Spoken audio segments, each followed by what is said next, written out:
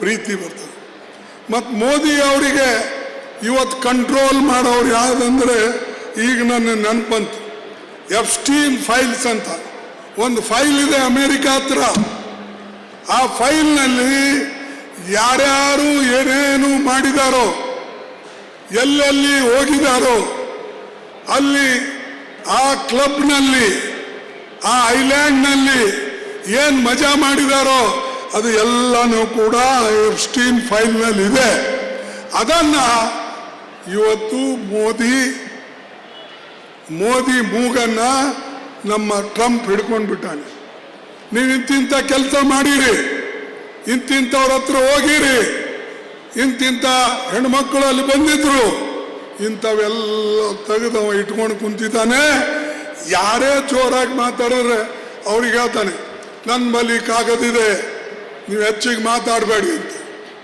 ಆ ಎಪ್ಸ್ಟೀನ್ ಫೈಲ್ನಿಂದ ಇವತ್ತು ಹೆದರಿಕೊಂಡು ಮೋದಿ ಅವರು ತನ್ನ ತಲೆಬಾಗಿದ್ದಾರೆ ಮತ್ತು ಅವ್ರ ಬಾಯಿ ಬಂದಾಗಿದೆ, ಏನು ಮಾತಾಡ್ತಾ ಇಲ್ಲ.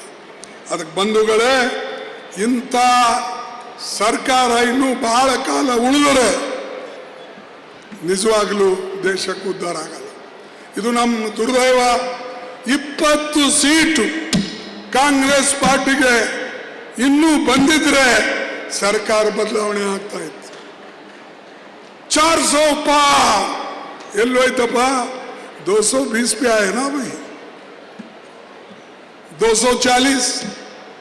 ಅರೆ ನಮಗೆ 20 ಸೀಟ್ ಎಲ್ಲಿ ನಮಗೆ ಬರಬೇಕಾಗಿತ್ತು ಅಲ್ಲೇ ಬರಲಿಲ್ಲ. ಇದು ದುರ್ದೈವ.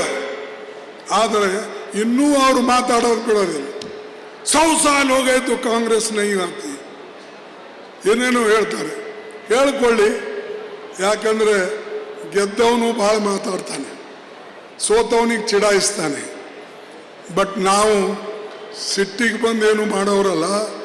ನಾವು ಪ್ರೀತಿ ವಿಶ್ವಾಸದಿಂದ ಲಡಾಯಿ ಮಾಡ್ತೇವೆ, ಮನಸ್ಸು ಗೆಲ್ತೇವೆ. ವೋಟರ್ಸ್ ನಮ್ಮ ಜೊತೆಯಲ್ಲಿರ್ತಾರೆ ಅಂತ ಹೇಳಿ ಇಷ್ಟು ಮಾತು ಹೇಳ್ತೇನೆ.